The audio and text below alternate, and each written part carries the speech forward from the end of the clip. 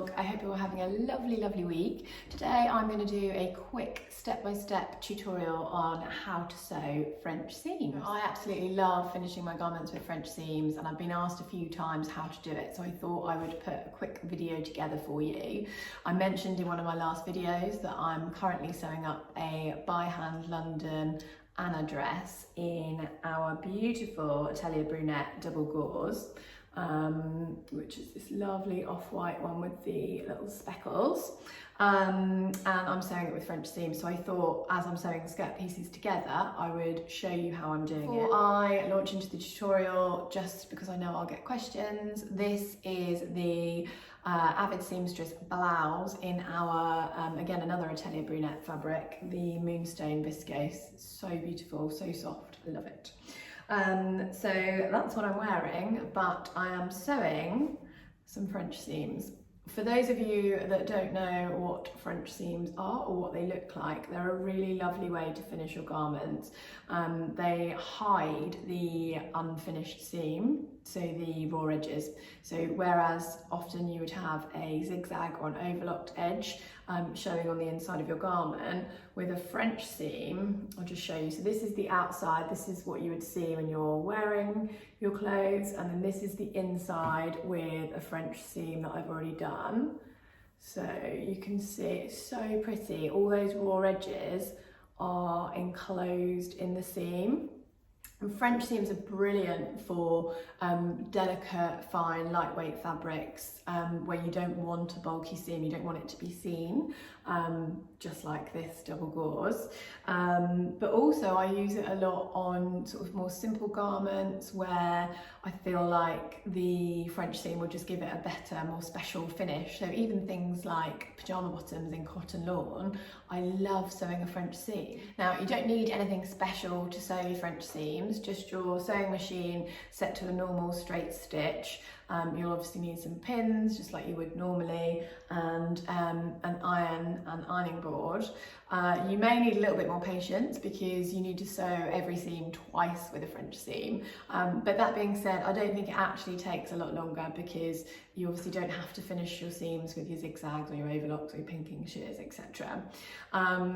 We are going to put this one aside and sew another skirt piece. Now, the first thing you want to do is put your fabric pieces together, the ones that you want to join. And we're going to do this a little bit differently to how you would do it normally. We're going to do the exact opposite. So normally you would put your fabric right sides together, and then you would sew down it, and your raw edge would be on the inside of your garment. With the French seam, we're going to sew it the wrong way round. So with the right sides showing on the outside, so wrong sides together, your nice side of your fabric showing on the outside. Then we'll stitch down, which will obviously mean that our seam allowance is on the outside, which might feel strange, but then we're going to sew it again and trap that seam allowance in, like on the finished one that I've just shown you. So the first thing you'll need to do is pin your pieces that you want to join together, wrong sides together. So the nice side of your fabric is showing on the outside. Next thing you'll want to do is work out your seam allowance. So if your garment has a 1.5 centimetre seam allowance, which is the standard, what we're going to do is we're going to halve it.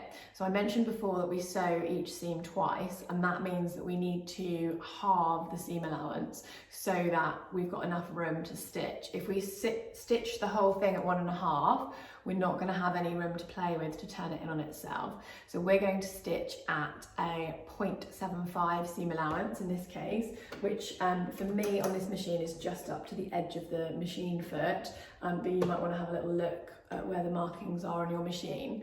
If your seam allowance, for example, was 1 centimetre, you would want to do half and half. First couple of important steps: pin your fabric wrong sides together, and then work out half of your seam allowance, which is where we're going to stitch the first time. So I've already pinned these, and I'm just going to sew down with my usual straight stitch at a 0.75 centimetre seam allowance. As I said, you're going to stitch this normally with your usual straight stitch, and you're still going to do your locking stitches at the beginning and the end. Just take your time because you're probably working with a slightly narrower seam allowance than you're used to. Do my locking locking stitch.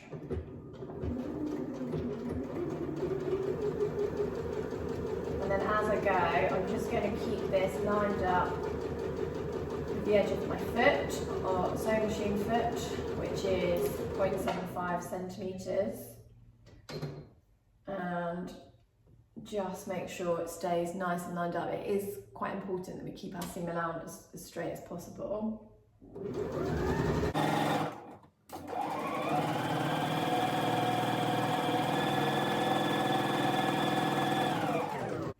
Done my locking stitch at the end. Just going to take that out.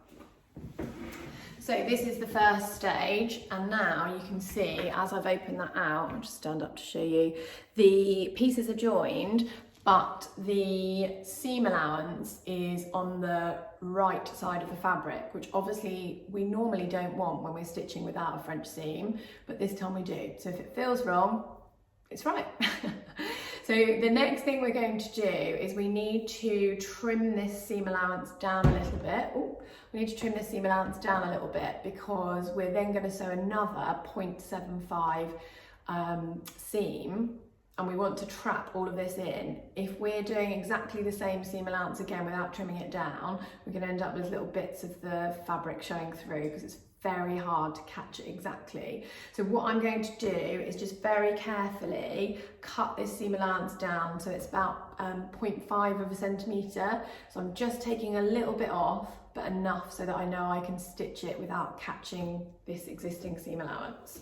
So I'm just going to take my trusty sharp scissors and just, again, take your time when you're doing this. You don't want to cut it down by too much because then you're going to risk your seam allowance fraying apart, but you also don't want to leave too much. So just take your time.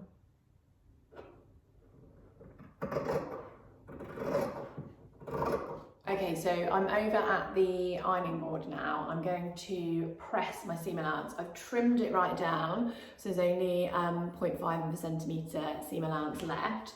And with the seam allowance facing up, so the right sides of the fabric facing up, I'm just going to gently press it to one side. I'm going to use a pressing cloth. You can just use like a piece of muslin or another lightweight piece of fabric if your fabric is delicate like mine is. And I'm just going to press that seam allowance all over to the side. What you want to make sure is that you're pressing the seam allowance is fully kind of open on the other side as possible. So I just give it a little bit of a pull, put a bit of tension on it as I'm pressing, just so I know I'm not pressing any creases into the seam allowance, because that's really easy to do. Okay, so I've pressed all of that raw edge to one side, and then what we're going to do is we're going to fold that seam back in on itself. So I'm now turning the fabric so it is right sides together, how you would more usually sew. And then I'm just going to give that another quick press just so it stays in place.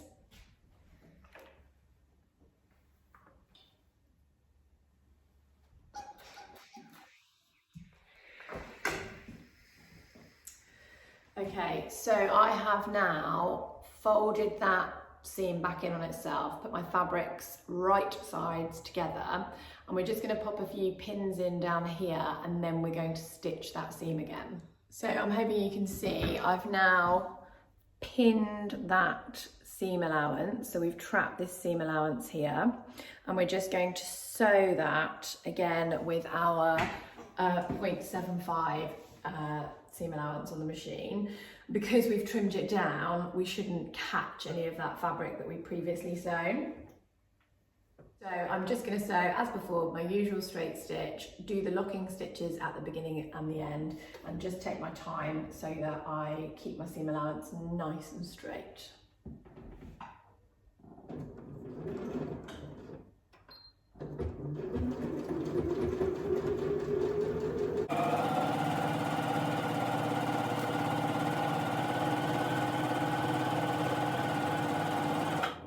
Just finished stitching that. I am going to show you. This is the right side of the garment that you'll see as you're wearing it, and you can see there's no seam allowance showing through, which is lovely. And then on the inside, we've trapped all of our seam in, and it looks fab. So I would just give that a quick press, and then you are done, and your beautiful French seams are all finished. I hope you found that useful, guys. If there are any other tutorials and things you would like me to try and do, then let me know in the comments down below. As ever, you can find this fabric, the pattern that I'm sewing up, in the shop, and I will link that down below as well. If you've enjoyed the video, do give us a thumbs up and hit the subscribe button, and I will be back again really soon. Take care, everyone. Bye.